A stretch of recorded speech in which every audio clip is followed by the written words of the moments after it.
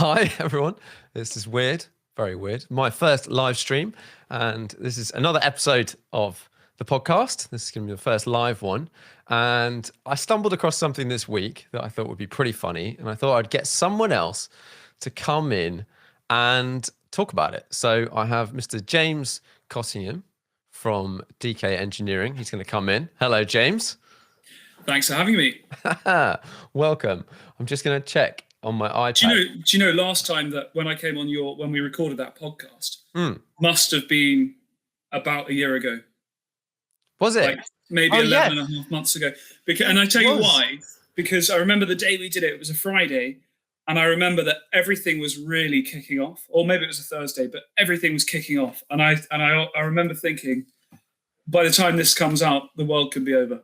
Yeah. Because I think you and you guys have throughout been super careful. And this was just at the very, very beginning. I came and saw you, and you were like, okay, look, we were very sensible or whatever. And then I think the day after you got ill.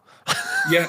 Well, I mean, I actually at the NHS, I did one of those antibody tests again yesterday to see if I've ever had it, and it says not.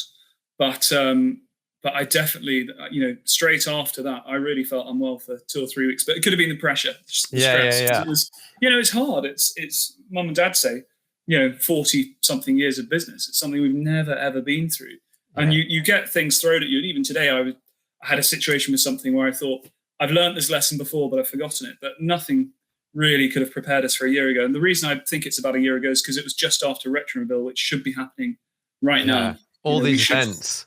We should be there right now. And again, sort of 6 months ago, if you said to me, would Retromobile happen? I would have thought probably yes. Yeah. But today, I mean, it just, never going to happen. No, it's mad. So let's get on. Thanks for having me. Yeah. I don't want to turn this into an hour and a half, but you never know. So this week, and I sent it to you, and you were like, what the hell is this about? In a forum. I'm surprised I hadn't picked up on it myself. I got sent it by someone who you've dealt with. I'm not going to say his name, but one of your customers. And I got this message in my inbox, and it was like, "Have you seen this?" I was like, "What are you talking about?"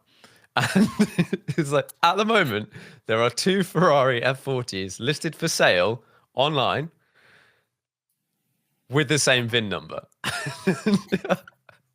So and through the joys of media and the internet, I'm not going to say where they're listed, because actually one of them has been since taken down, and I believe they are doing everything they can to rectify this. They were not aware. I'll just leave them out of it. But okay, I can add it through this. We can get up to here, and we'll show you some pictures of these 2 cars. Here's one of them. You may have come across this one before. This is a very light blue F40 with some leather seats. Cool car. And as we're flicking through, these are the details for that car. Interestingly, this has been pointed out to me. It has a blue plate with the VIN number on there. Have you come across that before? Well, yes and no. Have I seen a blue plate before? I have to go through the 500 F40 folders we've got to tell you, because I think probably last year, at the start of, we clicked over 200 sales of F40s, and obviously they get offered all the time. Can I remember seeing a blue plaque? I can't say I do, but I have seen a green one. Okay. So generally they're black, but I have seen a green one. Yeah. And it's a car that came across my desk that I have sold in the past, and it came across my desk the other day, and I can't tell you why it's green. I can't tell you why that's blue, but it's interesting, but it's not something that immediately makes alarm bells ring. On your green car, did everything for that car check out? Yeah, I think so. Well, yeah, I mean, to the best of your knowledge. To the best of your knowledge, we've sold it in the past, so it must have. And I'm sure it's certified, and it's one of those cars that I sold 10 years ago that's probably been back twice, and it's a car recently that we were looking at again. So it's definitely not a car that I have an issue with. And there are, there are F40s out there that I do have issue with, and there are as I keep saying to people, the spread of values today is £750,000, and the most expensive F40 it's the price of an F40. Yeah, right, exactly. The most valuable F40 is over £1.5 million. Well, actually, there are F40s obviously worth more, but just for all intents and purposes, a straightforward, customer car with low mileage, right spec, is over 1.5, and a car with a difficult history or a very, very, very high mileage, is somewhere between 5 and 750. And even if you bought a project car, it's still going to be £500,000 as a pile of bits. Yeah. Because at the end of the day, it's an F40 engine is an F40 engine, whether it's entirely matching up, which is what we shall look into with this one, or just a little bit. So you will have cars with issues. That's where I was getting to with all of this. There will be negatives, and one of those negatives could be that it's done 150,000 kilometers. That car is clearly not going to be. It's going to be a fraction of the value of the car that's done 2,000 kilometers from new. Whether you're a hater or a lover of low mileage, what is true and cannot be changed is that car is more valuable than the 150,000 kilometer car. Yeah, totally. And the parts wear out, all the stuff, whatever. A low mileage one is always going to be worth more than a high mileage one, unless there's, if there's only one. Unless it was Gianni Agnelli's car, of course, or whatever. But so this came up in a chat on a forum, and these two cars theoretically have the same chassis number. So here's the chassis plate on the other car. It's in a few places.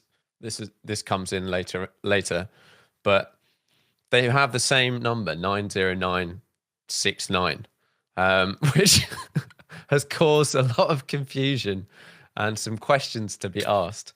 And I'll point out now, furthermore, moreover what you sent me the other day, I haven't looked into this at all. Okay. So you're going to have to educate me a little bit. Okay. Because I've actually just been really busy, and I know what I need to know already because you told me.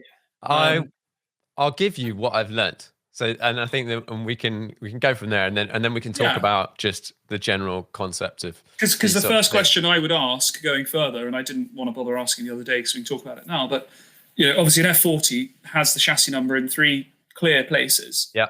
You've got where that tag is in the engine bay, which clearly is a riveted on item, so could be confused. And then you have the chassis number. Are these both? Oh, right. Okay. These are the two cars side by side.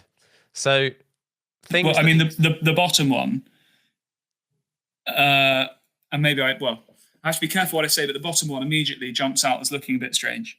Yes. So the things that have been highlighted now, the shape of the cutout is not necessarily. Some people have said that could be a thing, but it sounds, from what I can tell, it's an Italian thing. They were all done a bit differently. Done by a bloke.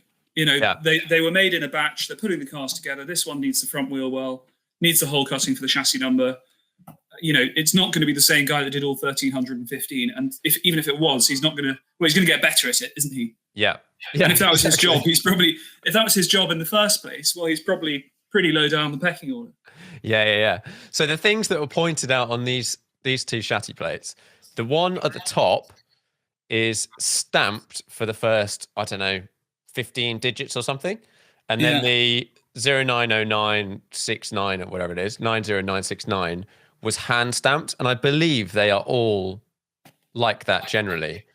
So it immediately looks a bit funny. But the zeros look funny on the bottom one. Yeah. It all looks a bit. The bottom one, and then also if you can see now, I can't tell tons from this, but it looks like a plate has been spot welded in. No, that's how the chassis is made there. So there's if you took that spare wheel well off, and correct me, I might be wrong here, but I'm pretty sure there's a triangulation piece that's welded across that corner. Okay. Where that chassis number is. So I think, so obviously there's a plate there that has been, as you say, has probably been welded in as part of the manufacturing process of the car, and later on the last digits have been added as part of the build sequence. But especially in the Porsche world, it's not uncommon for whole panels to have been cut out in the past and new ones let in that are blank, that then get re-stamped. But Yeah. But not knowing which car's which, certainly the bottom one does jump out at me immediately, and it could be the Flash, but but the zeros look weird. Yeah. So that was something that was brought out. And in fact, actually, isn't the 4 different? ZFGJ34B. The 4 is completely different. Yeah, and there's also the thinking that almost the top one, which is ZFF, and then it's almost like it's a C or a weird G. It's just a weird G. But yeah, it's ZFFGJ3. Then the 4 is weird. It's in like a funny place. And my understanding, and I've looked into it a little bit, is the first section of them are stamped by a machine. Yeah. And then the last, whatever it is, 4, 5 are the unique code for that car, essentially. And they're done by hand. So the first batch should all look pretty uniform, which is a bit odd. It's a bit odd on that one. So then there's a guy, as you well know, called Mr. Massini, who knows his stuff. He is the man to go to in terms of Ferrari history, and he provided some information on these cars. So he's looked at this, has he? He's looked at this. He's a regular poster on this forum, and he came up. So you have the chassis number, and then you have other parts of the car. So you have the assembly number and all of these other bits, and then body numbers and stuff like that. And the assembly, he knows. He has from somewhere, he has the official numbers, like which chassis should be with which assembly number. Right, okay. And the blue car has a different assembly number to the chassis number that is on the car, which is odd. The blue car, the assembly number doesn't match up. It doesn't match correctly. Right. And the chassis number on the steering wheel, which I don't think I've got a picture here. Well, you'll be able to see on my mouse. I think the people that can see. I don't know. Yeah, so you've got 3 places. You've got steering, because we didn't cover that. You've got steering column, you've got chassis, and you've got that plate. So the steering column, which is a machined item, that is. Yeah. It's that's a machined. It's not stamped by hand, that's for sure. Yeah. And that one is the same. It looks a bit. It's funny what you get people on the internet looking at. Everyone's like looking at reflections in different photos to see different angles on things and all that stuff. But it sort of sounds like that this blue car is possibly bits of cars, or had a crash and something has been put back together. That's the consensus, is it? I think it's a reasonable consensus. So I have to be careful. I wouldn't want to cast judgment on actual cars, So the issue is here that car is blue, so it's quite identifiable. But yes, it's.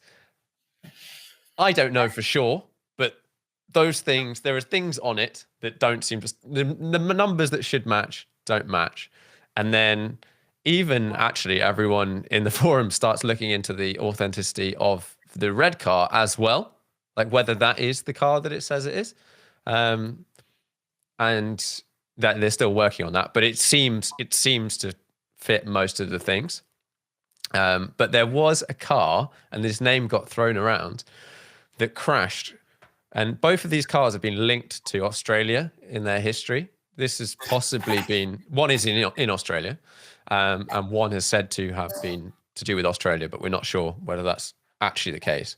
Well, on the Cannonball Run in 1994, a car crashed, a Japanese car in Australia, got really quite and significantly crashed, and unfortunately a bunch of people died. But there's a possibility that this is the car. So that car was in the UK 15 years ago, and I know that car, but I can't remember. Well, anyway, the details. Yeah. But I could find it. Yeah, but I remember that car very well. And am I right in thinking that both the guys in the car died and someone at the side of the road? Yeah, it was both really people sad. In the car, and then two people marshalling the event. Yeah, it was really quite unfortunate. But there seems to be a whole bunch of funny stuff about Australia with these two. So yeah, it's just tenuous link. Yeah, and since this has sort of come out, the dealers pulled it down, and I think are doing their own investigations into XYZ. I know there was a guy who was going to buy the car, and he's no longer buying the car, or at least looking into it. I mean, what's for sure is this. Certainly the owner of the blue car at the moment, and whoever was trying to sell it at the time, and has sold it, probably the person who sold it to the current owner, have had no idea about this. Yeah, very possible. From the little that I know about it, I'm almost certain that would be the case, and it does feel like whatever's happened a long time ago. Yeah, and when you're involved in these valuable cars, like this, especially an F40, which is so sought after, you can well imagine at some point in time, someone, as you sort of alluded to, had some bits. And I'm not casting any sort of judgment on either car, but clearly it's not right that there are two cars with the same chassis number. I'm not saying that it's actually beyond the possibility that two cars did roll out the factory with the same chassis number. Well, that's it. That is possible. But from the few bits and pieces you've shown me, my professional opinion is that one of those chassis numbers certainly didn't look right. And therefore it sort of does hint towards, the other scenario whereby someone has built up their dream. And at some point that's been sold on, and then at some point it's been sold as something that it actually isn't. And that's not new. That has been happening for 70 years, maybe more actually. I mean, race teams were famous for it. Race teams were, when and this, you could well imagine this happening again with the whole Brexit mess that we've got now. But in the days of carnets, race teams would have a car that was damaged at a race meeting, and then the next weekend would need to be out racing, and they had the spare car at the office, and let's say it was France and the race was in Italy. Well, they'd go back to France and they'd swap the IDs because they've got the carnet they've paid the taxes on.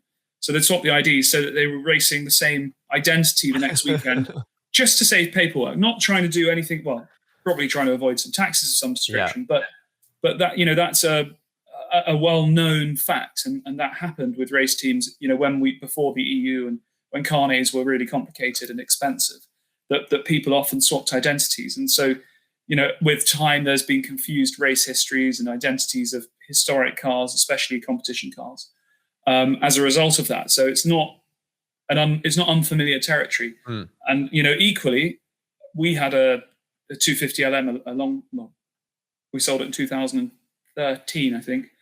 But we had it 7 years, and when we originally bought it, we bought it to sell and didn't ever imagine owning it for 7 years. But the problem arose where there was a replica out there that claimed the same number that had been, and the long story short is, the owner at the time of that had built his dream car from some parts, and the major two components he had were an engine for that chassis number, and crucially a length of tube that was this long that had the chassis number on it. Okay. And the rest of it was all new, but with the course of time and painting a better picture of his baby, I had half the chassis, and we had a long, difficult period where we were trying to get our car, which we deemed to be the real car, albeit not matching numbers, Class K certified, and we could not get it Class K certified. So we ended up having to buy the replica for a big price. Wow.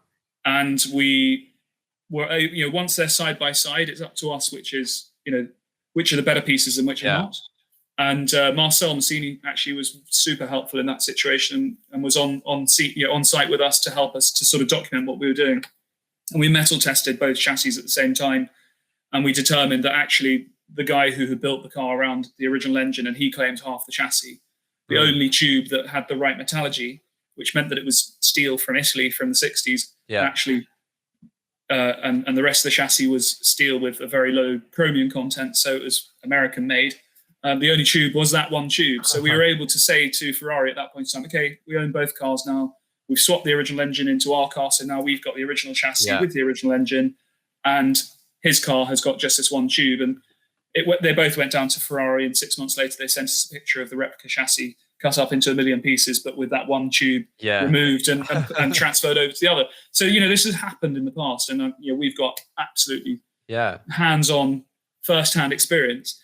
And it was the chassis number. He had the chassis number and he had the engine. So he had two really important things. Mad. Yeah. But we had the rest of the car, albeit rebodied, because the reason this had all happened is that in 68 or 69, when the car was on the road in Hollywood, it had caught fire. So it had a big fire, and it was a write-off because they were worth nothing like what they're worth today.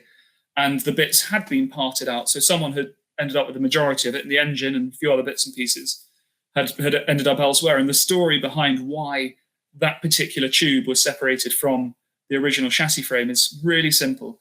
That number is very far back on the chassis frame. If you look at 250LM, it's actually the back of the chassis frame. Right. Everything that's behind that is just body support tubes. And when the guy had come to pick up the chassis and all the other bits and pieces when he bought it, it was too long to fit in his pickup truck. So he had cut the last, half a foot off the car, or foot, which crucially had the rear suspension pickup points, and at the top of those, the chassis number. So, so after, let's say, nearly 50 years of this separation, we had reunited the bits with the help of Ferrari and purified the car once again, had it Class A certified, and then, long story short, the car sold at auction, and the situation worked out quite well for us because the market had grown so much between 2007 or 8 when we had originally entered into this project, and 2013 when we eventually exited. If it hadn't been for the market movement, we would have been seriously in the water with it. That's such a tricky one. Sorry, carry on. I always remember when we were trying to buy the replica, you said, we'd done all our research, and somewhere next to my desk here, I've got, a big thick book that we did. And I remember saying to the guy, we were on a conference call with this guy called Toby from Georgia, I think. He's from in America, very, big drinker, big sort of big personality. And we started talking about it. Softly you say, well, obviously our car is the original chassis. He's like, hey, stop there. I won't call your baby ugly if you don't call my baby ugly. And I always remember that because it's actually really true. When you've got it, it's the best thing there is, and it's definitely better than everyone else's. And, a bit like if I've got an F40 for sale and someone else has got one that's a similar mileage and the price is similar, my car, naturally, it's human nature, will be better for some reason. And so the only way to solve that situation was for the cars to be joined. And, I've no doubt that this whole situation probably stems from that sort of similar situation. Someone's had some bits. And, totally. I can't imagine that in this day and age, someone's fabricated a car from nothing. Yeah. There must be a reason that this has happened. So tell me more about what Marcel said. Was that he did an extensive list of like, what's this, what's that, what's the assembly number, blah, blah, blah, blah. He, because it's him, wants to know even more about the Australian car, like the one it's possibly the same car, because he's like, well, I'm not even sure that one's the real one. Like, send me loads of pictures. And the owner of the red car is in the forum. It seems like everyone's in this forum and talking about it. And it seems like that one is what it says, but I'm not an expert. I don't know, but it seems like it is. And well, at least one thing about both cars, I think they are both in like very good condition. The blue one, I think, was made blue, like my car, at Zanassi. So sort of done properly, and all that sort of stuff. But it's difficult, like you say. This is absolutely something I am not an expert on in any way, shape, or form. Is either car Class K certified? I believe the blue one is. Right. Okay. And well, that probably answers some questions then in terms of what does it say about the engine in the Class K certification? Is it the original or is it not? It probably says it is the original. So, and I'm being, this is a theory, and I'm not saying this is what's happened, but that's possibly what's happened is that someone's ended up with the engine at some point, and that the other car might not have the engine, and it's very similar to my 250LM scenario. And that someone, has, somehow worked out that it's this car. And there's so much that could have happened, but... It'd be interesting to know. It'd be interesting to know the full full story. And this is the internet, isn't it? In terms of you talking about this forum, and obviously there are some noted experts and real, proper people on there, such as Marcel, who you could argue is the most powerful Ferrari historian in the world. You do not, you want to be friends with Marcel and you respect his opinion. I certainly do, and I rely on him a lot for especially with the older cars. If there's a thin history file, and that's something else that we could come on to in a minute. He's so helpful, and he's been doing it for a long time. Doesn't mean that he can't get things wrong, and he will admit, sometimes gets it wrong. But you build evidence, you put data together, and you work out what's happened.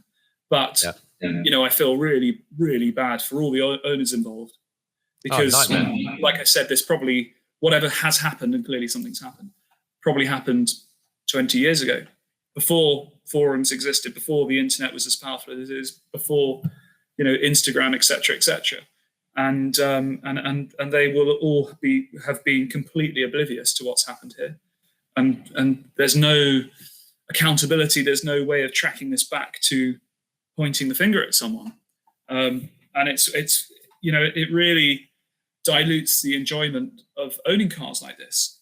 But it adds to the reasons why you do need to do your due diligence. And I'm not saying they didn't do their due diligence, but clearly, that something's happened there.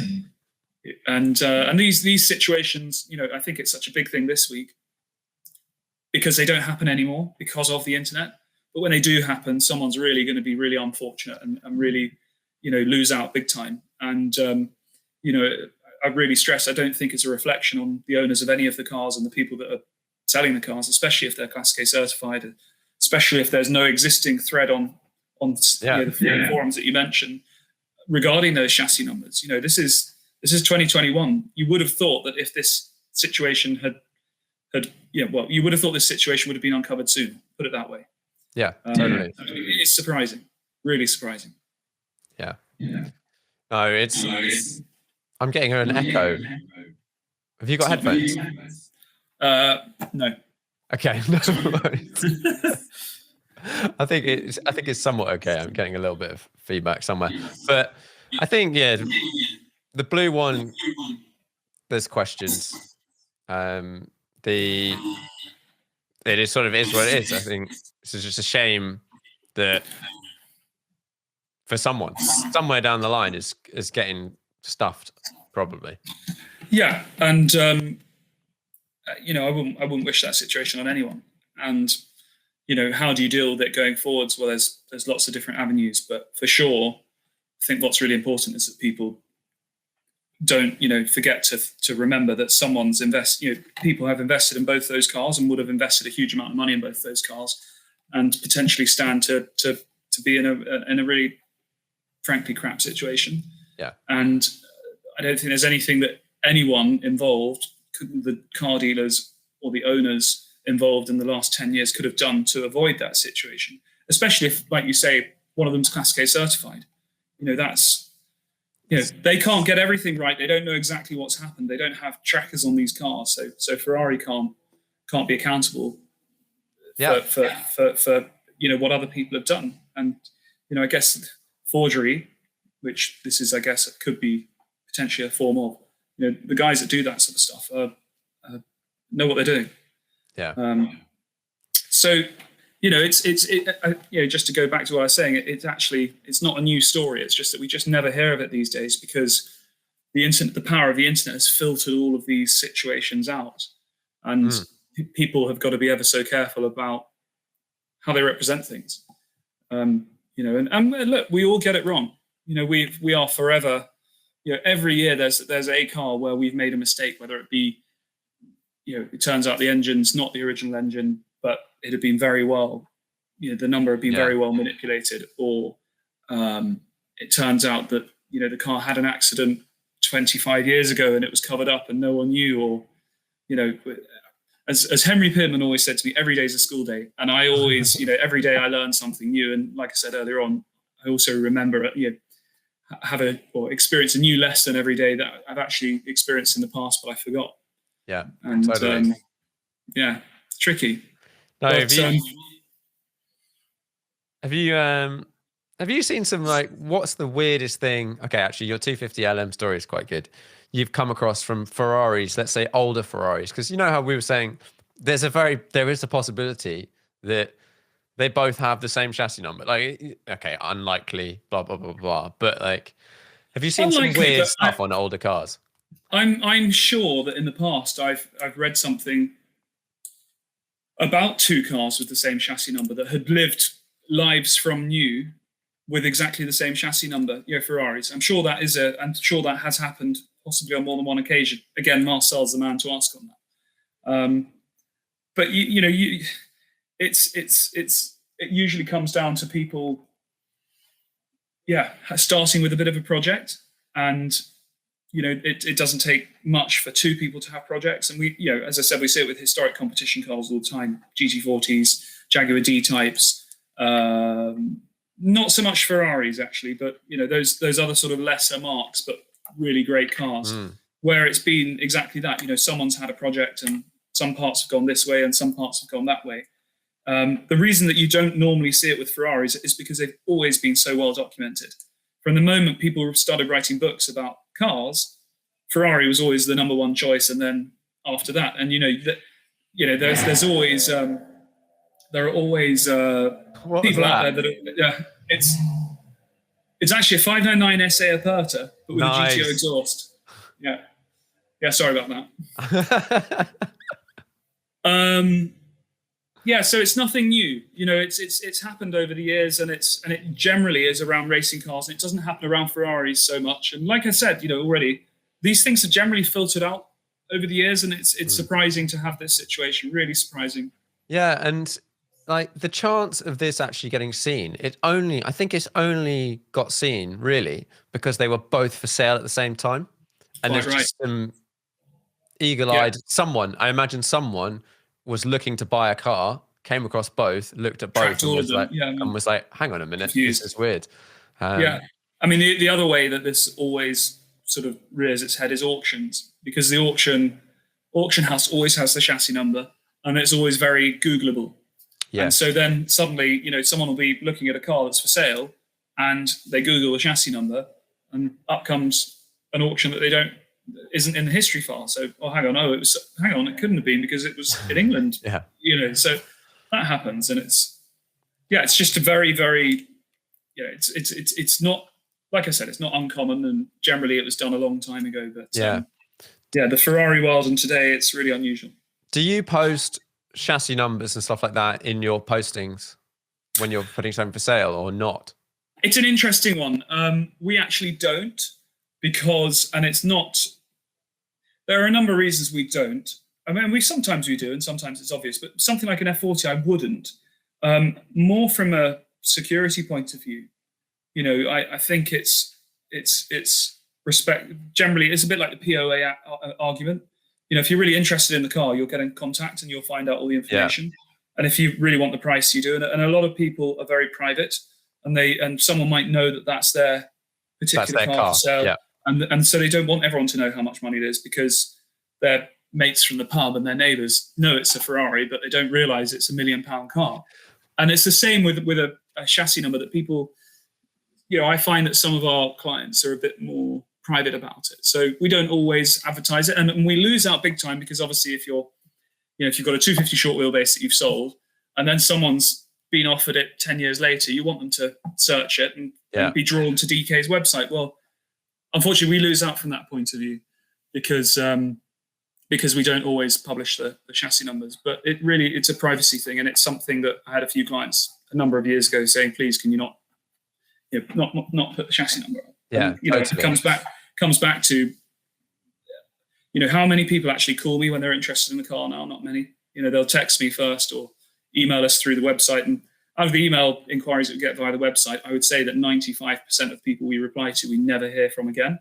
Yeah. And then, our CRM these days, it tells you how many times you've heard from them before, and it links back their rating as a client. Yeah.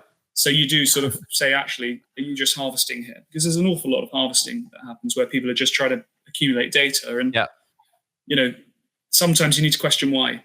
Because, again, the internet's can be a bit of a dark place. Yeah, for all sorts of reasons. But I think most most buyers will track the market for whatever 6 months, a year, or longer, and they'll take that information off you, put it into their system, so they can check all the cars and whatnot. I've always had different reasons for doing POA on a website. As someone that likes browsing and seeing what's what, it always annoys me. But I'm very happy nowadays to just call up and say, how much is it? Even if I'm like kind of have no interest really in buying it, I just want to know how much it is. Yeah, and again, there are apps like Hammer App or Hammer Price or whatever it's called, where you can quickly get a feeling for what cars are worth, and if it is really special, then it deserves a phone call. Yeah. And I every now and again we get a bit of hate sort of comment or hate mail about it, and it really is like there are so many different reasons why cars will be POA, and yeah, totally. One of the main reasons is we want to engage with people again. We want to get away from this people hiding behind keyboards and not actually engaging with you, and especially if they're someone that's wanting to buy, because part of our job is to make sure people buy the right thing, and they may look at something, it might not actually be the right car for them. And we need to have a conversation to really sort of get down to the nitty gritty. So, I mean, POA, yeah, it's a great topic, and I am POA. Like most of our cars are POA, and I will stand by that. And again, displaying chassis numbers and reg numbers, I don't. I think it's important to sort of make people engage with you. If you really do want to buy a car, you will engage, won't you? So as you've admitted, people will summarize. If you're buying an F40, you'll summarize all the cars for sale and their pluses and negatives and rate them. Unless you just want to save yourself 6 months, you'll come to DK and buy your F40 from us. Although you didn't. I didn't. But mine, I think if I put mine for sale, everyone would be able to track it back to me quite quickly with or without a plate. And that's, again, that's a really unfortunate situation. Well, part of this situation is that, it's so identifiable, that car. But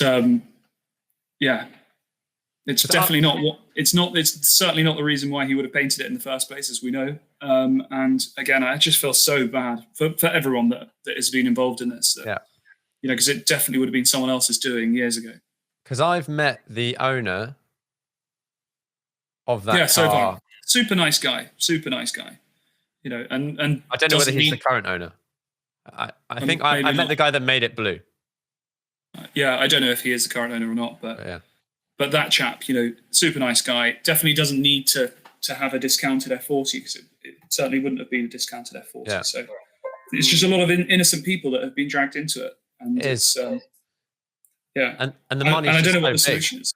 The money's just so big on these things now that, like, you can even have, like, okay, maybe not that car, but you can have a car that, as a driving experience, like, it could be a mint car, but there's just something a bit off on this ticking one box or another, and it's worth a lot less, like you said.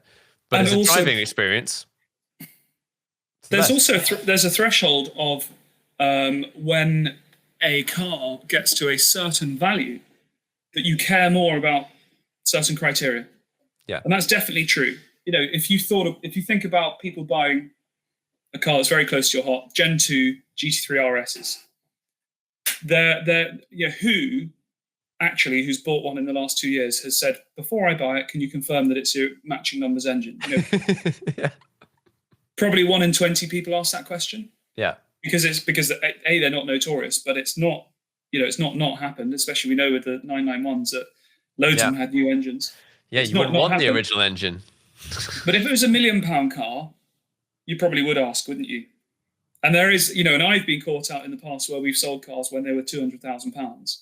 Yeah. Ferraris from the 60s didn't, and this wouldn't happen now, but we didn't check the numbers because people weren't as hot on it. And then literally 2 years later, someone said, "Oh, I've come to sell the car, and by the way, it turns out the engine's not the original." And you're like, "I had no idea."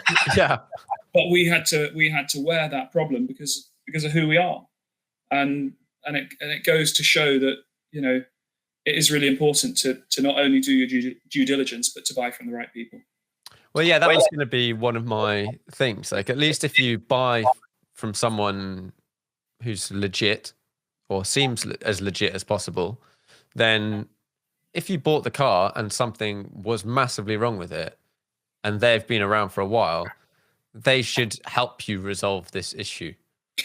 Yeah, depending on circumstance, I agree. Yeah, But depends. And also, you have to remember that there are very different ways of going about buying and selling cars, and equally, there are different ways in paying for cars, which I think a lot of people don't appreciate. Who are you sending your money to? Some people would be funny about sending their money to a dealer as opposed to I want to just send it to the end user. But actually, who gives you more security? So it's a key point, and I think it's definitely something that no one's really sort of explored. And I think with different ways of selling cars that are out there today, and a good friend of mine will hate me for saying this, but it's something that is just waiting to happen. That there could be a situation whereby, because they bought it via a certain method of buying cars, I can't use the platform word, but the method of buying cars, that someone will end up paying the guy for a car directly, and actually it turns out to not be what it is, and there's a big problem there, and there's no one in the middle to say, actually, you need to help me sort this out. Yeah, and you don't want this situation, and you don't want it with any car, let alone a car that's £1 million. yeah. I mean, look, car. In some ways, it's easier for it to happen, and in other ways, it's easier for it to not happen, because cars are so well sort of with HPI and Classic A and Marcel Massini and the various dealers and history files, and the fact that you do need to maintain them. It's a lot easier to sort of get a broad overview of that particular car. Yeah. But something like a watch, I look at the watch industry and think I'd love to get involved in that, but I don't know enough, and it scares me because it's so easy for something to not be what it's supposed to be. Yeah. And and then again, Instagram's so powerful today. All these cars, we've got Luke in the office here who's brilliant at sort of telling me about cars that I'm offered, where he says, oh yeah, I remember that car, and he'll find it, and he'll suddenly give me all this information about when this car was seen at X track day, up the King's Road, doing this, doing that. But in the past, you couldn't have. Now, you're not going to get a load of photos of people's watches on people's wrists at certain events and being in the sea or whatever. That's not going to happen.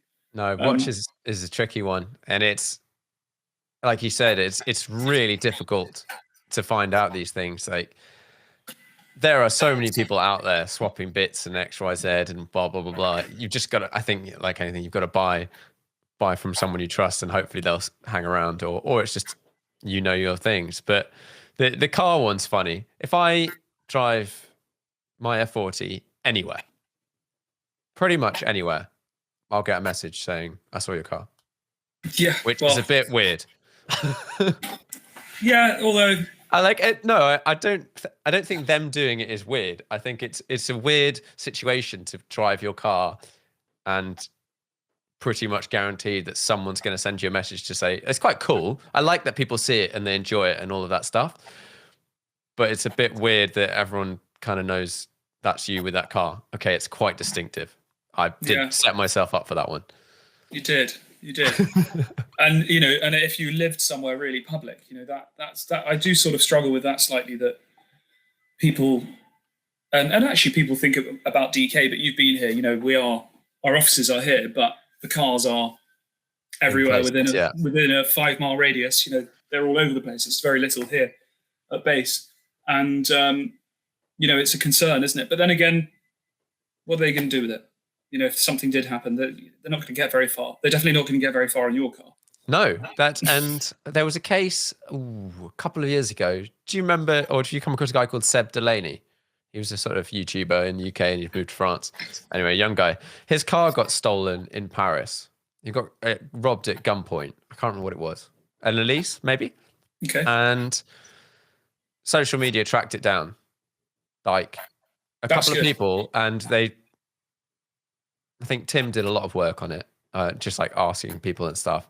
And yeah, the guy, I think, eventually just ditched the car because it was like he'd stop at a petrol station and then 4 people would take a picture and be like, it's at the petrol station.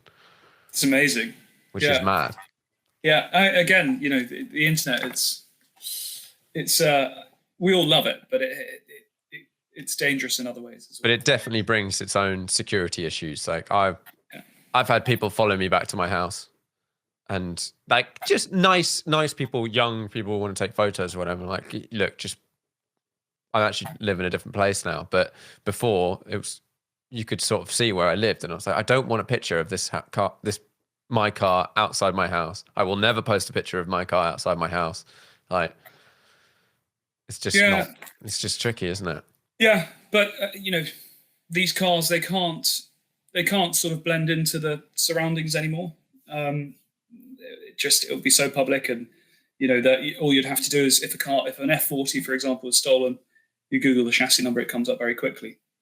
So everything that happens post Instagram and forums, it's very well documented at a Google search, which again is a slight risk, because sometimes people do state incorrect facts and things that are wrong. Yeah. And we've all been at the wrong end of that, where people have said something about something and it's incorrect, and it's there forever. Yeah. And then you've got the age old, do I wade in and get involved or not? And the rule of not getting involved is there. But the particular forum you're referring to about this situation, you should look up the 250LM thread. It's quite interesting. I'll have a look. 6045 was the chassis number. It's a great car now, but I was so passionate about it at the time, and we did so much research that we knew, and with Marcel's help, we knew exactly what we had at the end of it, and so did Ferrari, and they were happy to, restore it for us and put their seal of approval on, which was a certificate, and it's a great car. It is a great car, but it had a difficult history that's been ironed out. Yeah. Cool. Well, I think we've pretty covered most of those things. Brilliant. Thanks for coming on this live version of the podcast. It'll go up in audio format soon, and hopefully see you soon at some point. Yeah, and you, and I hope that the guys with the cars get it sorted out. Yeah, I'm sure. That's not too much of a headache. Yeah, I'm sure something will happen. I must say, these things do have a habit of sorting themselves out. At the end of the day, still an F40 and still a great car. So exactly. I'm sure with the right advice and the right people just getting their heads together, that it'll sort it out. Yeah, it'll get worked out. Cool. Yeah. Well, thanks very much.